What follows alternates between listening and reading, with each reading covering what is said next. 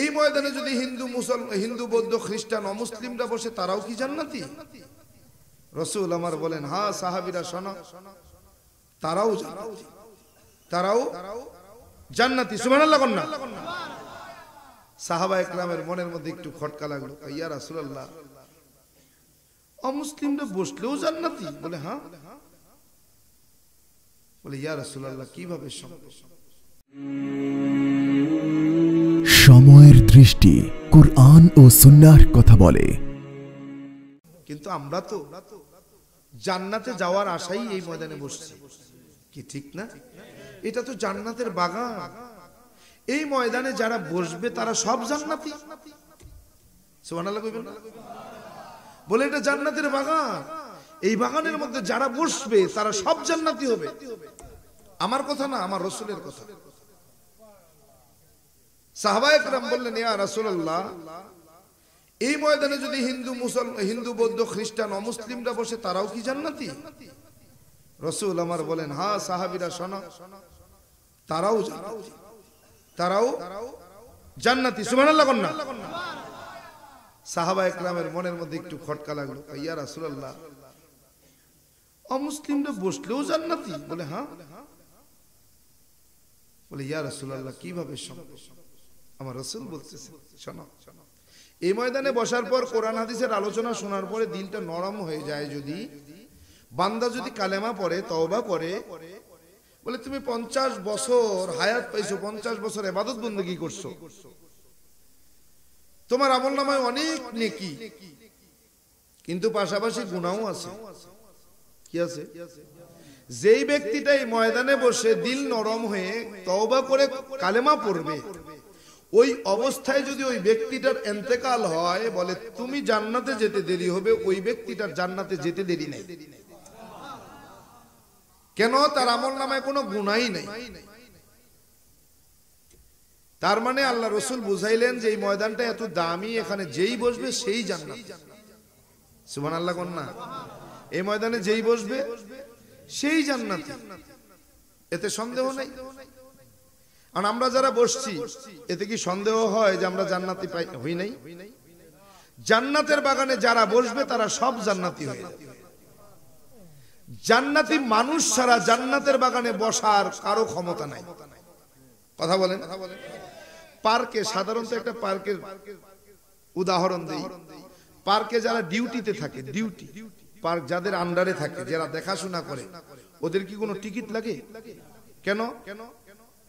ওরা যে কোনো সময় যে কোনো দরজা দিয়ে ঢুকতে পারে, ওদের কোনো টিকিটের কি প্রয়োজন হয় না। কেন? বলে এরা পার্কেরই মালিক, এরা পার্কেরই গার্ড, এরা পার্কেই থাকে সবসময়, পার্ক তাদেরই, তারাই দেখাশোনা করে। কি এজন্য তাদের কি লাগে না? টিকিট লাগে না। তা আমরা যারা এখানে বসতে পারছি, জান্নাতের বাগানে যারা বসছে, এই জান্নাতটা আমাদের।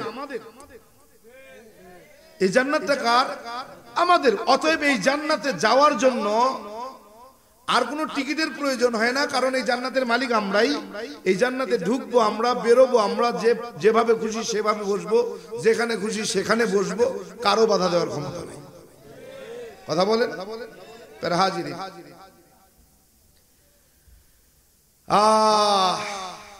খুব বেশি লম্বা সময় নেব না, অল্প কিছু সময়ের মধ্যেই ইনশাআল্লাহ আপনাদের থেকে দোয়া নিয়ে, দোয়া করে বিদায় হব। আল্লাহ তাআলা কবুল করেন, বলেন আমিন। হাজিরিন, আল্লাহ তাআলা বলতেছেন আলিফ লাম মিম।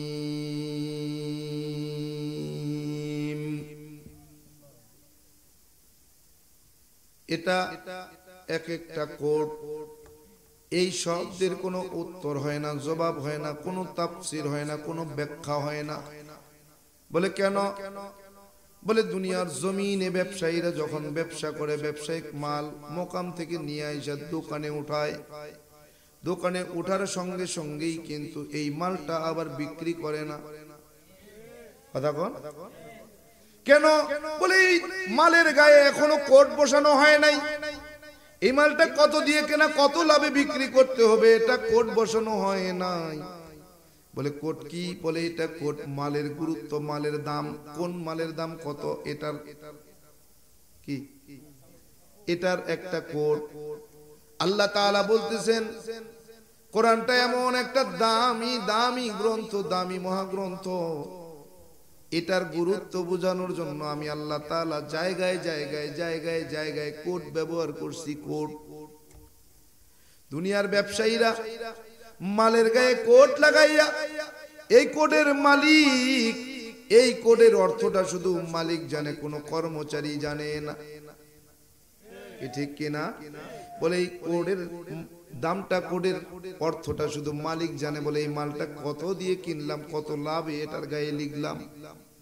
কর্মচারী যখন কাস্টমার আসে, কাস্টমার এসে মালটা পছন্দ করার পরে মালিকের এইবার কর্মচারীর কাছে বলে, ভাই এই কাপড়টা, এই জিনিসটার দাম কত? কর্মচারী বলতে পারে না, ওই ম্যানেজারের চেয়ারে বসা মালিক যে আছেন তিনি তার কাছে বলেন, বস এই কাপড়টা কত দাম? বলে কোট কত? কি কয়? কোট কত? বলে কোট এত। বলে এটার দাম এত, দিয়ে দাও। কি লাভে কইছে না লসে? এই কোডের মালিক, এই দোকানের মালিক, ব্যবসায়ী, ওই মালের উপরের কোড নম্বরের গুরুত্ব,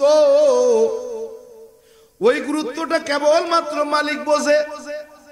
যদি এই মালের কোডের গুরুত্বটা, এই কোডটা সবাই জানতো, তাইলে মালিক ব্যবসা করতে পারতো না, ব্যবসায় লাল বাতি চলে যাইতো। কথা কন? কারণ আমার কেনা কত, লাভ হবে কত, সব যদি কাস্টমার যাই না যাইতো লাভ হতো না। বলে আপনার কেনা যখন এত লাভ করবেন, এত কেন? কি কেন এই ব্যবসার মালের মধ্যে কোড বসাইছে? বলে মালের গুরুত্ব বুঝার জন্য। কোন মালটা কত দামি, কোন মালের কোড কত। রব্বে কারীম এমন একটা মহাগ্রন্থ পাঠাইছেন দুনিয়ার জমিনে, বলে এটার গুরুত্ব বুঝানোর জন্য। এটা কত দামি এটা বুঝাবার জন্য বিভিন্ন জায়গায় জায়গায় জায়গায় জায়গায় তার মালিক, কোরআনের মালিক, বিভিন্ন রকম কোড ব্যবহার করছেন। বলতেছেন আলিফ লাম মিম, আলিফ লাম মিম র ত হা কফ নুন হামিম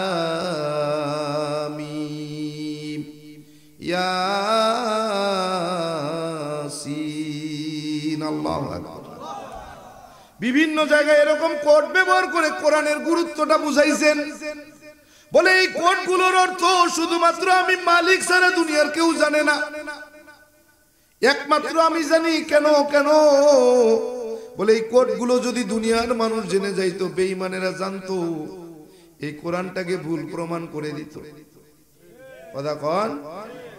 ভুল প্রমাণ যেন না করতে পারে, এজন্য আমি আল্লাহ তাআলা জায়গায় জায়গায় জায়গায় জায়গায় কোড লাগাইয়া দিছি। কোড যদি তোমরা বলতে পারো, এই কোরআনটাকে মিথ্যা প্রমাণ করতে পারো, তাইলে কোডের অর্থ বলো। কোডের অর্থ বলতে না পারার মানে হলো এই কোরআনটা বড় দামি। এই কোডের অর্থ কেবলমাত্র তিনি জানেন। এই কোডের অর্থগুলো আল্লাহ তাআলা কাল জান্নাতের ভিতরে দিয়া দিবেন। সুবহানাল্লাহ কন্না। এরে বান্দা, আমার রব্বে কারীম কোরআন পাঠিয়ে দিয়েছেন দুনিয়ার জমিনে। কোন লেখক যদি কোনো কিতাব লেখে, কোনো গ্রন্থ লেখে, কোন বই লেখে, লেখনির শেষের পৃষ্ঠায় তিনি সুন্দর করে লিখে দেয়, আমার লেখনির মধ্যে যদি কোনো ভুল ভ্রান্তি থেকে থাকে দয়া করে আমাকে জানাবেন, পরবর্তী সংস্করণে সংশোধন করা হবে। কথা বলেন ঠিক কি?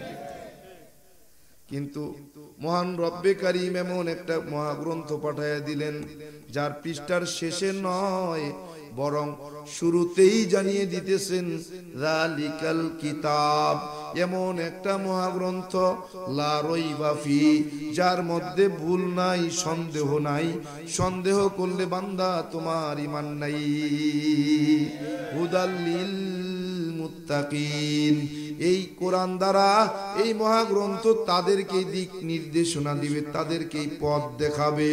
কাদেরকে বলে? হাদায়াত প্রাপ্ত মুত্তাকি। বলে হুদাল লিল মুত্তাকিন, একমাত্র হেদায়েত প্রাপ্ত মুত্তাকি যারা, তাদেরকেই এই কোরআন দিক নির্দেশনা দিবে, রাস্তা দেখায় দিবে। বলে কিসের রাস্তা? আল্লাহ তাআলা কোরআনের মধ্যে বলেন, ওয়াফারিকুন ফিল জান্নাতি ওয়াফারিকুন ফিস সাঈর। আল্লাহ তাআলা কোরআনের মাধ্যমে জানায়া দেয় দুইটা রাস্তা। একটা রাস্তা হলো জান্নাতের, ফারিকুন ফিল জান্নাহ, বলে একটা রাস্তা হলো জান্নাতের, ওয়া ফারিকুন ফিস সাঈর, আর একটা রাস্তা হলো জাহান্নামের। বান্দা, জান্নাতের রাস্তায় তুমি চলবা, বাধা নাই, নিষেধ নাই, তোমার স্বাধীনতা আছে। জাহান্নামের রাস্তায় চলবা, বাধা নাই, নিষেধ নাই, তোমার স্বাধীনতা আছে। কথা বলেন ঠিক কি না? এরপরে যুগে যুগে যুগে যুগে যুগে যুগে যুগে যুগে কালে কালে ওই বেঈমানেরা কোরআনের ভুল বের করতে কম চেষ্টা করে নাই। কি পারছে? কিয়ামত পর্যন্ত পারবে। বলেন না না না, কখনোই সম্ভব না, অসম্ভব। পৃথিবীর জমিনে কোরআনের হাফেজের মতো আর কোন কিতাবের কোন হাফেজ পাওয়া যায় না। একমাত্র তাওরাতের 3 জন মাত্র হাফেজ পাওয়া যায়, আর কোন কিতাবের হাফেজ পাওয়া যায় না। বলেন নবী রাসূলগণ ছাড়া আর কোন কিতাবের হাফেজ নাই। কিন্তু কোরআনে কারীম এমন একটা মহাগ্রন্থ, এরে বান্দা, এই মহাগ্রন্থের হাফেজে কোরআন বাংলার জমিনে 25 লাখেরও বেশি। সুবহানাল্লাহ। বাংলাদেশে হাফেজে কোরআনের সংখ্যা 25 লক্ষের বেশি।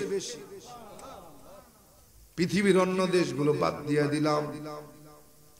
এরে আল্লাহর গোলাম, নবীর উম্মতের যুবক, আল্লাহ তাআলা বলতেছেন এমন একটা মহাগ্রন্থ, এই কিতাবের এই মহাগ্রন্থের শেষের পৃষ্ঠায় লেখে নাই, বরং শুরুতেই জানিয়ে দিয়েছে এমন একটা মহাগ্রন্থ আমি আল্লাহ তাআলা তোমাদেরকে দিয়া দিলাম, যেই মহাগ্রন্থটা এত দামি, এত দামি, এত দামি, যার মধ্যে ভুল তো দূরের কথা, সন্দেহ করা যাবে না।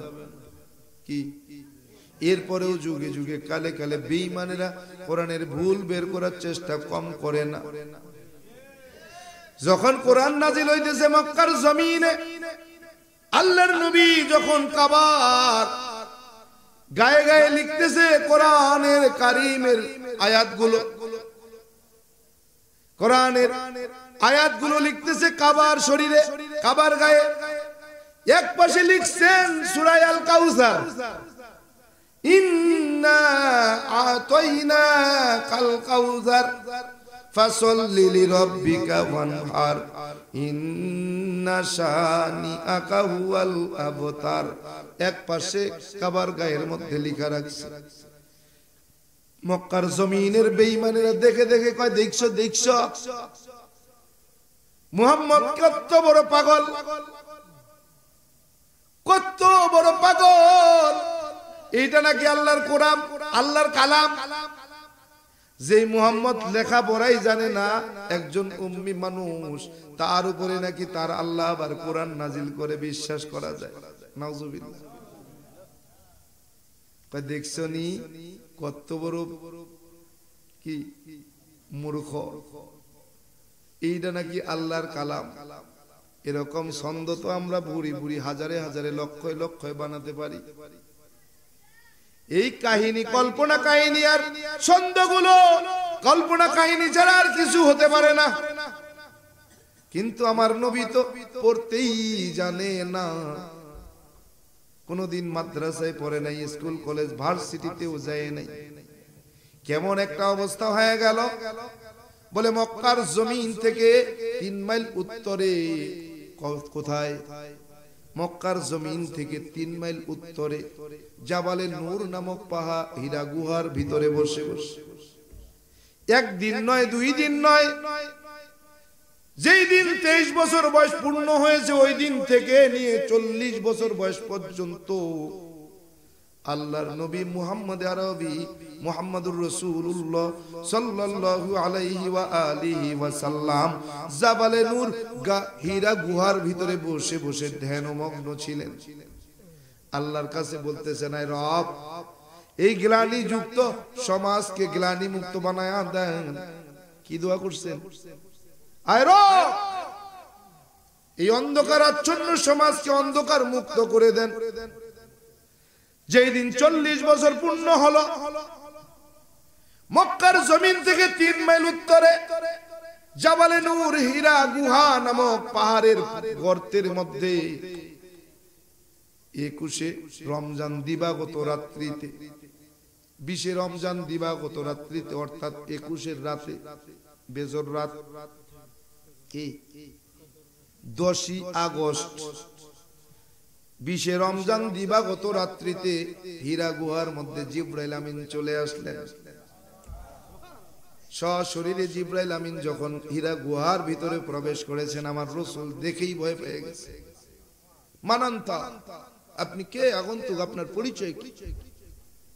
জিবরাইল বলতেছেন, আনা জিবরাইল, আনা জিবরাইল, আমি আল্লাহ পাকের দূত, আল্লাহর ফেরেশতা জিবরাইল, বার্তাবাহক।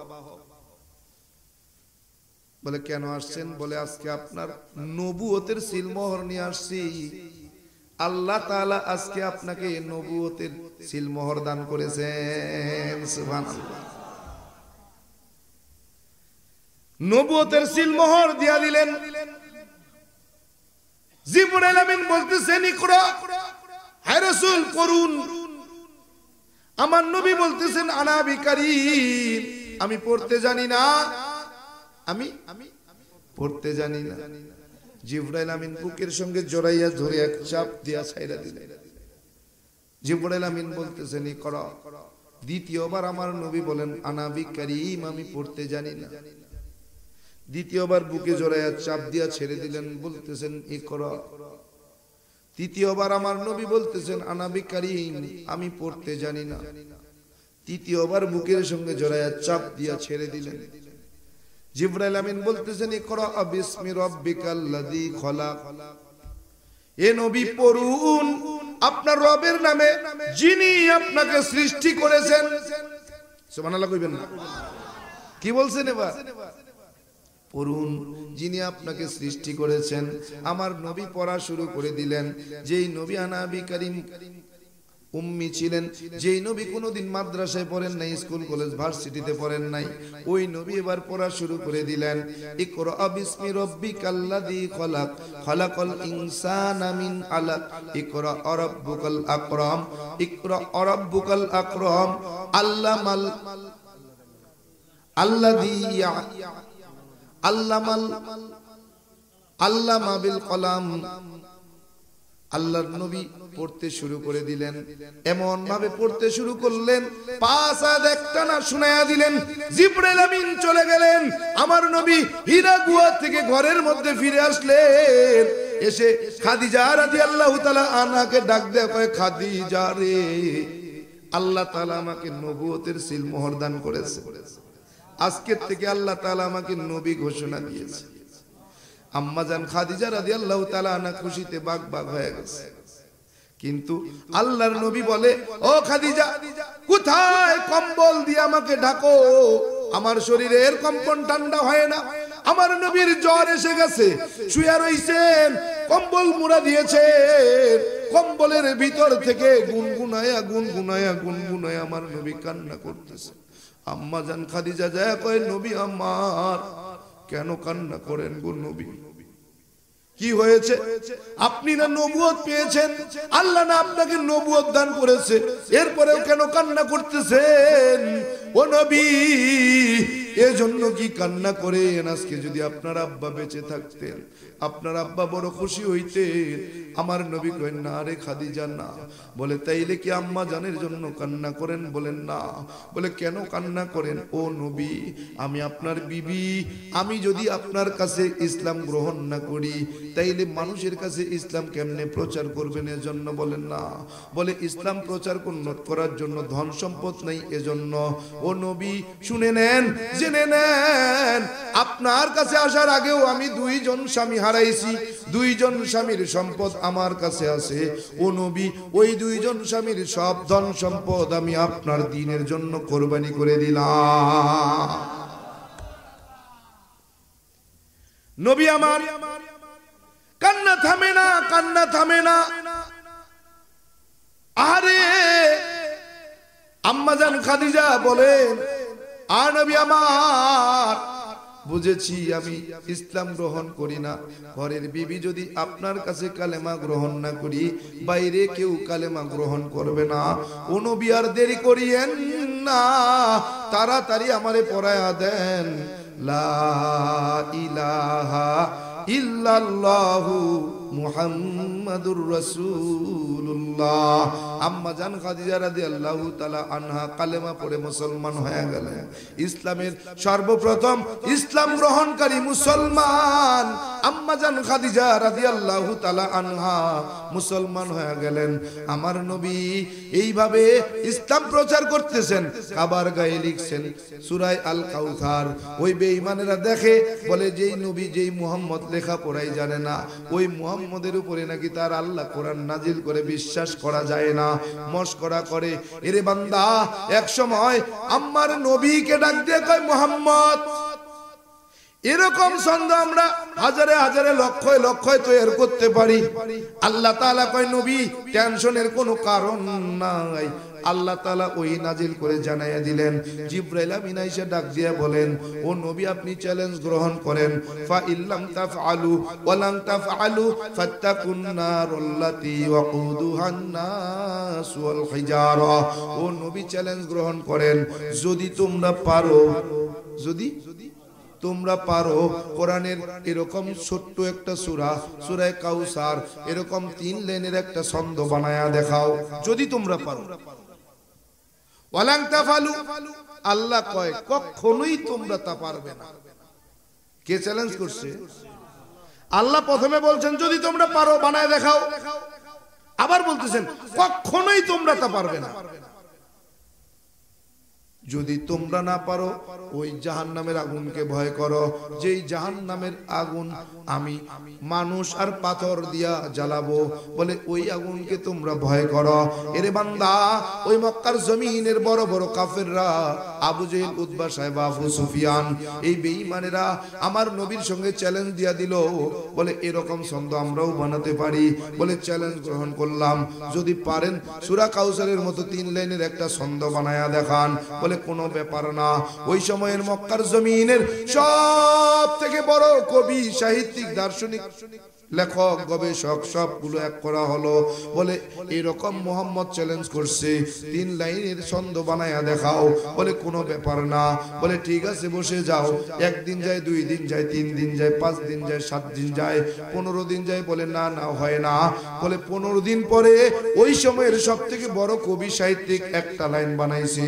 একটা লাইন বানাইয়া মোহাম্মদের কাছে সামনে যায়, কয় মোহাম্মদ 3 লাইন হয়তো হয় না, 1 লাইন হয়েছে, তো আপনার 3 লাইনের সঙ্গে 4 লাইন আর 1 লাইন জোড়ায় একটা ছন্দ মিলানো যায়। বলে কি ছন্দ?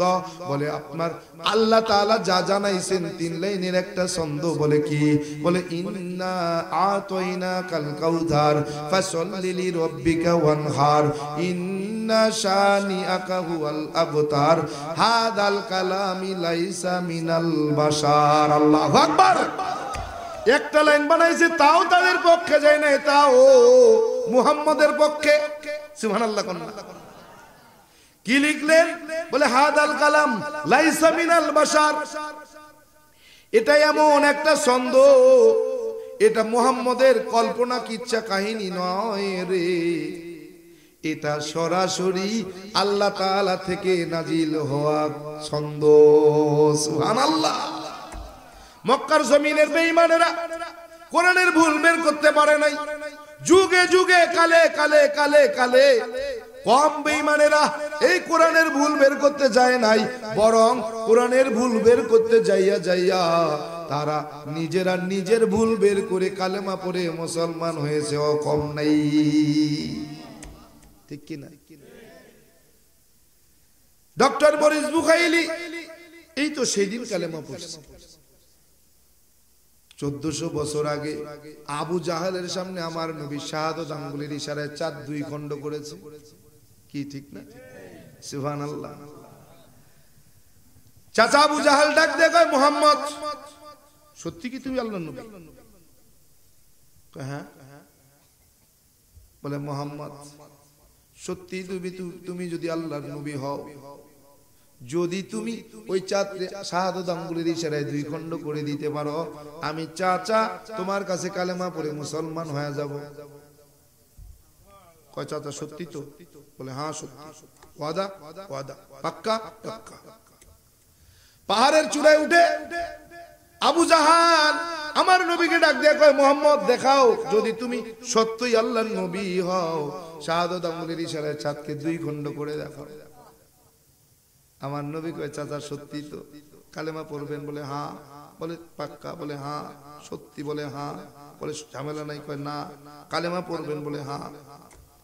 আমার নবী ডাক দেয়া কয়, আল্লাহ আয় আমার রব এমন একটা শর্ত লাগায়া দিছে রে, শাহাদাত আঙ্গুলের ইশারায় চাঁদ দুই খণ্ড করতে হবে।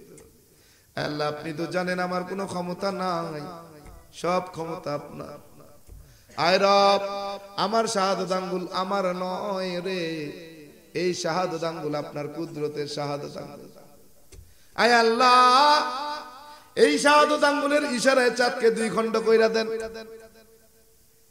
আল্লাহর কাছে দোয়া কইরা নবী ডাক দেয়া কয়, চাচা সত্যি তো? বলে হ্যাঁ। আমার নবী শাহাদাত আঙ্গুল দিয়ে চাঁদের মাঝামাঝি টান দিয়েছে, চাঁদ দুই খণ্ড হয়ে দুই পাশে পড়ে গেছে। আবু জাহাল পাহাড়ের উপর থেকে লাফ দিয়ে নিচে নামছে। নিচে নামে কয়, মুহাম্মদ তুমি বড় জাদুকর, জানতাম দুনিয়ায় জাদু করতে পারো, যেখানে খুশি সেখানেই জাদু করতে পারো রে, কিন্তু তুমি যে এত বড় জাদুকর, আসমানে জাদু করতে পারো রে, এটা আমি চাচা জানি না। নাউজুবিল্লাহ কোন কালেমা পড়ছে, ঈমান আনছে। আহা একবার এতবার দাওয়াত দিছে। আমার নবী বলেন, আমি আমার চাচা আবু জাহেলকে 400 বার কালেমার দাওয়াত দিছি, গ্রহণ করে নাই। কতবার? এতবার দাওয়াত দিছি, এতবার দাওয়াত আমি আর কাউকে দেই নাই। কেন দাওয়াত দিছি? আম্মা জান খাদিজা রাদিয়াল্লাহু তাআলা আনহা একদিন রাত্রে বেলা বলতেছেন, নবী আমার আজকে আপনি দাওয়াতে বের হইতেছেন গো নবী, একটা কথা বলতাম যদি আপনি কথাটা রাখতেন। আমার নবী কেমন নবী, কেমন ভাবে জবাব দেন। আমাদের জবাব কেমন হয়? রসকস নাই। যদি বিবি কয় এই একটু শুনেন না, আয় তাড়াতাড়ি কও, কি ধমক দিয়া। কিন্তু আমার নবী কেমন জবাব দিতেছেন। আম্মা জান খাদিজা রাদিয়াল্লাহু তাআলা আনহা ডাক দিয়া বলতেছেন, ওগো আল্লাহর নবী, আমি একটা কথা বলতাম যদি আপনি রাখতেন। আমার নবী বলে, খাদিজা এমন কি কথা যেই কথাটা বলবেন? ও খাদিজা এই কথার ওয়াদা রক্ষা করার ক্ষমতা আমার নাই। এমন কিছু চাইেন না যেটা আমি দিতে পারবো না, বরং তার কাছে চান যিনি চাইলেই দিতে পারে, তার কোনো অভাব থাকে না। আম্মা জান খাদিজা বলতেছেন, নবী বুঝছি, আর দরকার নাই, পায়া গেছি।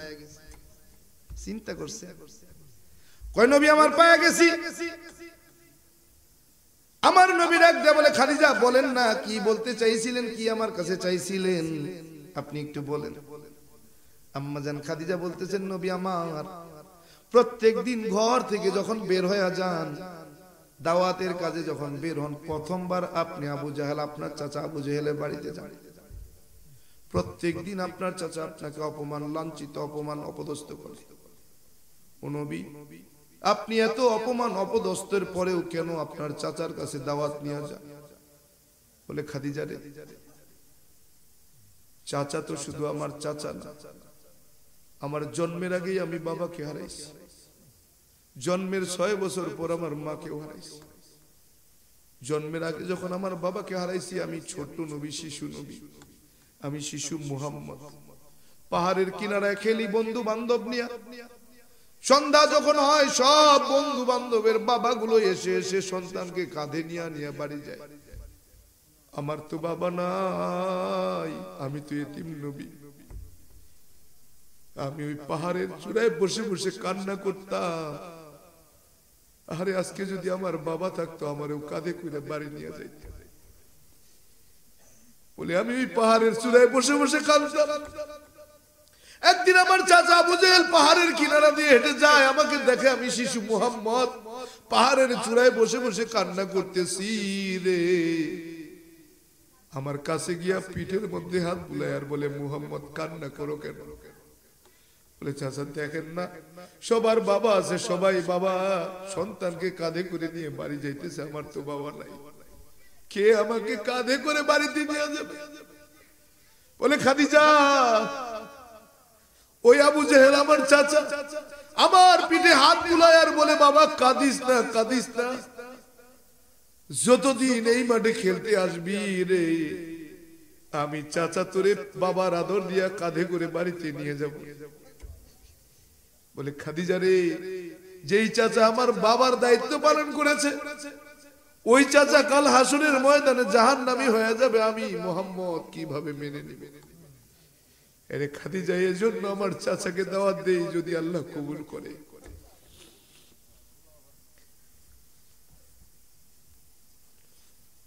এজন্য আমার চাচাকে আমি দাওয়াত দিই, যেন আল্লাহ কবুল করে। আম্মা জান খাদিজা কান্না করে আর বলে, নবী আমার, জান জান জান, আপনি দাওয়াত দিতে থাকেন, যেন আল্লাহর কাছে দোয়া করি আপনার চাচাকে আল্লাহ হেদায়েত দান করে। প্রত্যেক দিনের নাই ওই দিন রাত্রে বেলাও আমার নবী চাচার দরবারে হাজির। বাসার সামনে যায় দেখে বাড়ির উঠানে বড়ই গাছ তলায় বইসে বইসে বড়ই খোটে আর বড়ই খায়। বড়ই খুঁটতেছে আর খাইতেছে। ওই আবু জাহেলের ছিল ডায়াবেটিক্স। পৃথিবীর জমিনে সর্বপ্রথম গজব হিসেবে আল্লাহ তাআলা ডায়াবেটিক্স রোগ দিয়েছেন। একজন মাত্র রোগী ছিল, সে হলো আবু জাহাল। এটা গজব।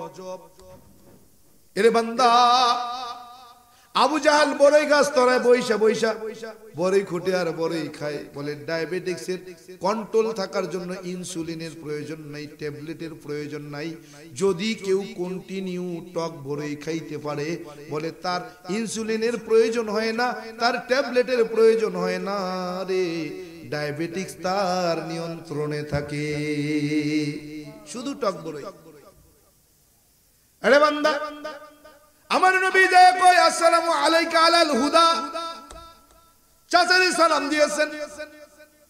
আবু জাহেল উঠে কয়, মুহাম্মদ কি ব্যাপার এত রাতে কই যাও? কয়, চাচা আপনার কাছে। বলে, কেন? বলে, চাচা দেখতে আসলাম অবস্থা কি আপনার, কি করতেছেন? বলে, দেখো না কি করি। কল্লা মুখ দিয়ে কল না চাচা, মুখ দিয়ে কল। ওটা পাথর খাই, পাথর। কি খায়? বলে, পাথর খাই। বলতে দেরি, গাছে যা ছিল সব পাথর, হাতে যা ছিল সব পাথর, গালের মধ্যে যা পাথর।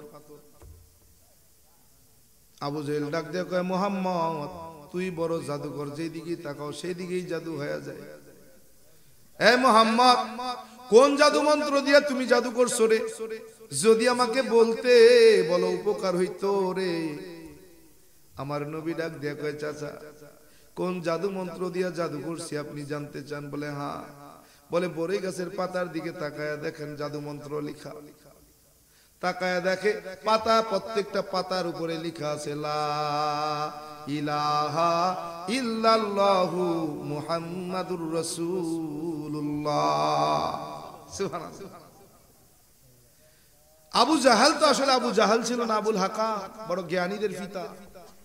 এত জ্ঞানী ছিল, পাতার মধ্যে কালেমা লিখা দেখেই বুঝা ফেলাইছে মোহাম্মদ কি বলতে চায়। কয়, বুঝছি রে ভাতিজা, কোন মন্ত্র দিয়া জাদু করছো? কয়, চাচা কি লিখা আছে কন্যা জাদু মন্ত্র কি ওইটা? পাতার মধ্যে কি লিখা? কয়, ভাতিজা মনে করছো আমি কিছু বুঝি না? আমি বুঝি রে, তুই যতই চালাকি করো আমারে কত বোকা ভাইব না। কয়, চাচা কইলেন না কি লিখা আছে? কই, জাদু মন্ত্র হলো উই, লা ইলাহা ইল্লাল্লাহ মুহাম্মাদুর রাসূলুল্লাহ তুই। পাতার মধ্যে লেখা আছে উই আর তুই। কি লেখা? উই আর তুই। এরপরেও কালেমা পড়ে নাই। পড়ছিনি? চোখের সামনে দেখছে, কালেমা পড়ে নাই। 1400 বছর পরে এসে Neil Armstrong, Erin Aldrin, Michael Collins, তিন ইসলামের গবেষক, ইসলামের ইতিহাসের দার্শনিক, ইসলামের ইতিহাসের উপরে ডক্টরেট করা তিন বন্ধু চিন্তা করলো ইসলামের ইতিহাসের মধ্যে পড়ে দেখলাম মুহাম্মদের শাহাদত আঙ্গুলের ইশারায় নাকি চাঁদ দুই খণ্ড হয়েছে। এটার প্রমাণ কি? এটা প্রমাণ করা দরকার, সত্য নাকি মিথ্যা। 1400 বছর পরে এসে গবেষণা করে দেখলো 1400 বছর আগে মুহাম্মদের শাহাদত আঙ্গুলের ইশারায় চাঁদ দুই খণ্ড হয়েছে। এটা সত্য না মিথ্যা প্রমাণ করা দরকার। বলে হ্যাঁ। তিন বন্ধু মিলে পরামর্শ করতেছে রে, তিন বন্ধু মিলে পরামর্শ করতেছে কিভাবে এটা প্রমাণ করা যায়। বলে তাইলে প্রমাণ করতে হলে চাঁদে যাওয়া লাগবে, চাঁদে যাওয়া ছাড়া প্রমাণ করার কোনো উপায় নেই। বলে কি নিয়ে যাওয়া যায়, কিভাবে যাওয়া যায়? বলে হেলিকপ্টার নিয়ে যদি রওনা করি, মাঝ পথে মহাশূন্যে যখন পৌঁছায় যাব হেলিকপ্টারও কেজো হয়ে যাবে, ভেঙে চুরে পড়ে যাব। বলে বিমান নিয়ে যদি যাই, বলে মহাশূন্যে গেলে বিমান চলে না, ভেঙে চুরে পড়ে যাব। বলে রকেট নিয়ে যাই যদি মহাশূন্যে, কয় মহাশূন্যে চলে না, ওটাও নষ্ট হয়ে যাবে, বিকল হয়ে যাবে। তাইলে কিভাবে যাওয়া যায়? বলে এমন একটা যানবাহন তৈরি করতে হবে যেই যানবাহনটা মহাশূন্য ভেদ করে চাঁদের দেশ পর্যন্ত পৌঁছায় দিবে। বলে তিনজন বৈশা বৈশা পরামর্শ কইরা একটা যানবাহন বানাইছে। এই যানবাহনের নাম হলো অ্যাপোলো 11। অ্যাপোলো 11 একটা নবযান বানাইয়া, এই নবযানবাহন বানাইয়া বলে ওই দৃশ্যটা কেমনে প্রমাণ করব? বলে অনুবীক্ষণ যন্ত্র নিয়ে গেলেই তো হয়। বলে অনুবীক্ষণ যন্ত্র তো মাত্র সামান্য। বলে কেমন? বলে একটা বালুকণা অনুবীক্ষণ যন্ত্রের সামনে দিলে স্পষ্ট বোঝা যায়, দেখা যায়। বলে এর চাইতেও আরো পাওয়ারফুল যন্ত্র লাগবে। বলে কি? বলে তিনজন পরামর্শ কইরা বৈশা বৈশা এমন একটা যন্ত্র বানাইছে যেই যন্ত্রটার নাম হলো মাইক্রোস্কোপ। বলে এটার পাওয়ার কত? বলে অনুবীক্ষণ যন্ত্রের সামনে একটা বালুকণা দিলে স্পষ্ট বোঝা যায়। বলে ওই বালুকণাকে 70 খণ্ড কইরা এক খণ্ড যদি মাইক্রোস্কোপের সামনে ধরা হয় রে, বলে স্পষ্ট বোঝা যায়। সুবহানাল্লাহ। এই মাইক্রোস্কোপ নিয়া অ্যাপোলো 11 নিয়া আমেরিকার টাইম সকাল 10টার সময় তারা রওনা করেছে। আমেরিকার টাইম দুপুর 1টার সময় চাঁদের পৃষ্ঠদেশে পৌঁছেছে। এখনো চাঁদের ভিতরে প্রবেশ করে নাই, মাত্র 1টা বাজে। 3 ঘন্টায় তারা চাঁদের কিনারা পর্যন্ত পৌঁছে গেছে। হঠাৎ করে এই নীল আর্মস্ট্রং ইসলাম গ্রহণ করার পরে এই ঘটনা বলতেছেন। বলে হঠাৎ করে 1টা যখন বাজে, দুনিয়ার জমিনে আমেরিকায় দুপুরে মুসলমানরা যে নামাজ আদায় করত, এই নামাজের আজান যখন দিত ঠিক দুপুর 1টা বাজে, ওই চাঁদের পৃষ্ঠদেশে পৌঁছাইছি যেন কানের মধ্যে সেই আজানের ধ্বনি ভেসে ভেসে আসে লক্ষ লক্ষ মাইল উপরে। বলে আজানের ধ্বনি কোথা থেকে ভেসে আসতেছে? চিন্তা করলাম চাঁদের মধ্যেও মনে কোনো মানুষ আছে। চাঁদের মধ্যে প্রবেশ করলাম, চাঁদের ভিতরে যায় দেখি না রে না, চাঁদের মধ্যে কোনো মানুষের বসবাস নাই। গোটা চাঁদের ভিতরটা ঘুরে ঘুরে ঘুরে ঘুরে দেখলাম, কোথাও কোনো মানুষ পেলাম না। তবে হ্যাঁ, চাঁদের ভিতরে যখন হাঁটতেছিলাম রে, তাকায় দেখি কে যেন আমার আগে আগে মাত্র হেঁটে হেঁটে গেছে। নীল আর্মস্ট্রং জমিনের মধ্যে আসার পর বলতেছে, দুনিয়ার মানুষ শুনে নাও, দুনিয়ার জমিনে যদি সত্যি কোনো সত্য ধর্ম থাকে রে, সেটার নাম ইসলাম, সন্দেহ নাই। সুবহানাল্লাহ কইবেন না? সেটার নাম ইসলাম। নীল আর্মস্ট্রং বলে আমি আর দেরি করলাম না, সঙ্গে সঙ্গে কালেমা পড়ে মুসলমান হয়ে গেলাম। সুবহানাল্লাহ কোন না?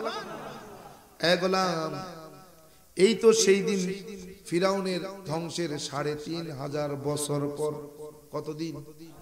3500 বছর পর ফিরাউনের লাশটা নীল নদীর থেকে উঠানো হলো, পাওয়া গেল। ফিরাউনের লাশ যখন পাওয়া গেল রে, তাকায় দেখে ফিরাউন যেমন ছিল তেমনই আছে, তার একটা চুলও ওঠে নাই। যেখানে যা ছিল সেখানে তাই আছে। বলে এত অক্ষত, মাছে খায় নাই, মাছিতে খায় নাই, মশাতে খায় নাই, পোকায় খায় নাই, পানিতে পচে নাই, মাটিতে ধরে নাই, কিছুই করে নাই, একবারে অক্ষত। মিশরের বাদশা লাশটাকে উঠানোর পরে এই লাশটা তো কোনো মেডিসিন দেওয়া নাই রে। খ্রিস্টানদেরকে দাফন করা হয় মমি করে, মমি মেডিসিন দিয়া, যেন এই লাশটা কিয়ামত পর্যন্ত সংরক্ষিত থাকে, এমন একটা মেডিসিন দিয়া দিয়া লাশটাকে মমি বানাইয়া তারপরে দাফন করে। কিন্তু ফিরাউন যখন নীল নদের তলায় পড়ে মারা যায়, ইন্দুর চুবানো চুবাইয়া খোদা তাকে হত্যা করে, জাহান্নামে পাঠায়া দেয়। ওই সময় তো আর কোনো মেডিসিন ছিল না, সাগরের মধ্যেও কেউ মেডিসিন দিয়া দেয় নাই। তাইলে এই লাশটা কিভাবে অক্ষত থাকলো, গবেষণা করে বের করা দরকার কোন মেডিসিনের দ্বারা ফিরআউনের লাশটা অক্ষত আছে। এই মিশরের বাদশা ওই সময় একটা টিম বানাইলেন, গোটা বিশ্বের জমিন থেকে 100 জন ডাক্তার নিয়োগ দিলেন। 100 জন ডাক্তারের একটা টিম বানাইয়া ফিরাউনের লাশ গবেষণার জন্য বোর্ড বসায়া দিলেন। বলে গবেষণা করে দেখো এই ফিরাউনের শরীরের মধ্যে কোন মেডিসিন দেওয়া হয়েছে, কোন মেডিসিনের ফলে এই ফিরাউনের লাশটা এখনো অক্ষত আছে। ওই টিমের মধ্যে সব থেকে বড় ডাক্তার যিনি ছিলেন, গোটা বিশ্বের মধ্যে নামি দামি ডাক্তার ছিলেন খ্রিস্টান এক ধর্ম যাজক, যার নাম ছিল ডক্টর মরিস বুখাইলি। যিনি মরিস বুখাইলি খ্রিস্টানদের একজন ধর্মগুরু ছিলেন। ইনি একজন বড় ডাক্তার, ওই সময়ের সব থেকে বড় ডাক্তার। বলে এই মরিস বুখাইলি এই টিমের হলো হেড। এই টিমের মধ্যে ওই মরিস বুখাইলি সহ 99 জন ছিল 100% খ্রিস্টান, ইহুদি, নাসারা। একজন ছিল মাত্র মুসলমান ডাক্তার। এই ডাক্তারগুলো নিয়ে ফিরাউনের লাশটাকে যখন তদন্ত করতে শুরু করেছে, গবেষণা করতে শুরু করেছে রে, ফিরাউনের লাশটাকে গবেষণা করার সময় ডক্টর মরিস বুখাইলি ডাক দিয়া বলেন, এই ডাক্তাররা দেখো না কোনো মেডিসিন তো পাওয়া যায় না, তাইলে এই লাশটা কেমনে সংরক্ষণ করা হলো? ওই সময় মুসলমান ডাক্তার ডাক দিয়া বলে, বস যদি অভয় দেন একটা কথা বলতে পারি। বলে কি কথা? বলে বস আমি কোরআন পড়েছি, এই ফিরাউনের লাশটা সরাসরি আল্লাহ তাআলা নিয়ন্ত্রণ করেছেন, সংরক্ষণ করেছেন। এতে কোনো মেডিসিন দেওয়া হয় নাই, কোনো মমি করা হয় নাই। এটা সরাসরি আল্লাহ তাআলা নিজে কুদরতি ভাবে সংরক্ষণ করেছেন। তার প্রমাণ আল্লাহ তাআলা কোরআনের মধ্যে জানায়া দিয়েছেন। মরিস বুখাইলি বলে সত্যি? বলে হ্যাঁ। বলে পাক্কা? বলে হ্যাঁ। বলে যদি ভুল বের হয়, কয় না ভুল হওয়ার সুযোগ নাই, আল্লাহ তাআলা কোরআনের মধ্যে জানায়া দিয়েছেন। মরিস বুখাইলি বলতেছেন আজকের থেকে গবেষণা বন্ধ, আগে আমি কোরআনের গবেষণা করব। কোরআনকে গবেষণা করার পরে কোরআনের ঘটনা যদি সত্য হয় তাইলে আর কোনো তদন্ত হবে না, আর কোরআনের গবেষণা যদি মিথ্যা হয় তাইলে পরবর্তীতে তদন্ত চলবে। মরিস বুখাইলি কয় আজকের থেকে এই গবেষণা স্থগিত করা হলো। উনি নিজেই অক্সফোর্ড, লন্ডনের অক্সফোর্ড বিশ্ববিদ্যালয়ে রওনা করলেন। লন্ডনের অক্সফোর্ড বিশ্ববিদ্যালয়ে যাইয়া তিনি আরবি ভাষার উপরে ডক্টরেট করার জন্য, পিএইচডি করার জন্য ভর্তি হয়ে গেলেন। আরবির উপরে গবেষণা চলতেছে। হঠাৎ একদিন অক্সফোর্ড বিশ্ববিদ্যালয়ের বারান্দা দিয়ে হাঁটতে এসে হঠাৎ করে কানের মধ্যে এক মধুর সুর ভেসে আসে। কোথা থেকে এই সুরটা ভেসে আসে খুঁজতে শুরু করলেন। প্রত্যেকটা রুমের দরজা ধাক্কা ধাক্কা দিয়ে দিয়ে দিয়ে দিয়ে তিনি তালাশ করতেছেন। হঠাৎ করে তাকায় দেখে একটা রুমের ভিতরে একটা যুবক, মাথায় টুপি পরা, মুখে লম্বা লম্বা দাড়ি, পরনে সাদা লম্বা জামা, পরনে একটা লম্বা জামা পরা এক যুবক একটা বই হাতে নিয়ে কি সুন্দর মজার সুরে সুরে পড়তেছে। মরিস বুখাইলি বলতেছেন আমি যুবকের কাছে গিয়া বললাম, যুবক কে তুমি, কি তোমার পরিচয় বলো, কি তুমি পড়তেছ? ওই যুবক বলতেছে, আগন্তুক আপনাকে আমি চিনি না, তবে শোনেন আমি মুসলমান, আমি হাফেজে কোরআন, আমি আল্লাহ পাকের কালামে পাক থেকে তিলাওয়াত করতেছি। সুবহানাল্লাহ। মরিস বুখাইলি বলে, যুবক এত সুন্দর সুর তুমি তো কোথা থেকে পেলে রে? যুবক বলে, আগন্তুক শুনে নেন, এটা দুনিয়ার কোন সুর নয় রে, এই সুরটা সরাসরি আল্লাহ তাআলা জান্নাত থেকে পাঠিয়ে দিয়েছে। মরিস বুখাইলি বলে, আমি যুবকরে বললাম, যুবক কোরআনটা আমাকে একটু দাও, আমি একটু পড়ে দেখব।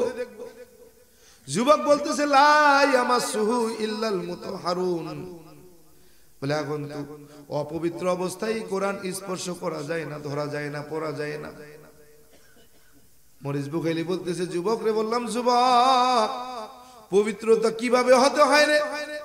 যুবক বলতেছে আগন্তুক 4 ফরজ আদায় করে ওযু, না হলে 3 ফরজ আদায় করে গোসল করতে হয়।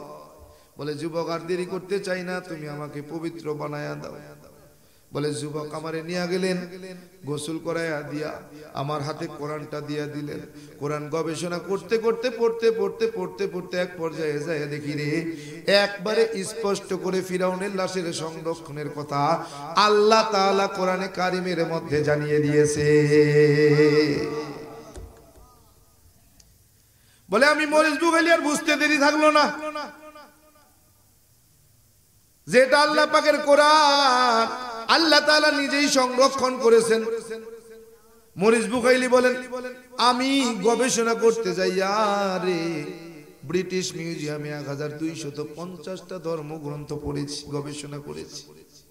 1249টা ধর্মগ্রন্থ ধরার জন্য পড়ার জন্য কোনো পবিত্রতার প্রয়োজন হয় না, কিন্তু এই ব্রিটিশ মিউজিয়ামে একটা মহাগ্রন্থ আছে রে, যেটা অপবিত্র অবস্থায় স্পর্শ করা যায় না।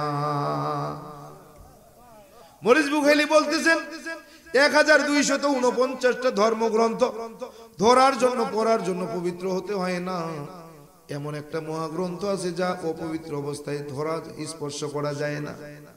বলে কেউ যদি অপবিত্র অবস্থায় ওই মহাগ্রন্থটার ধারের কাছে যায়, স্পর্শ করার চেষ্টা করে রে, সঙ্গে সঙ্গে কম্পিউটার থেকে বিকট এক আওয়াজ বের হয়, কম্পিউটারের মনিটরে লাল অক্ষরে লেখা ওঠে ডোন্ট টাচ দা হোলি কোরআন, অপবিত্র অবস্থায় কোরআন স্পর্শ করা যাবে না।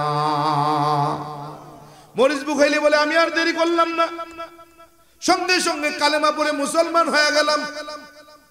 সুবহানাল্লাহ কোন না? বলে মরিচ বুখাইলি মুসলমান হয়ে গেল,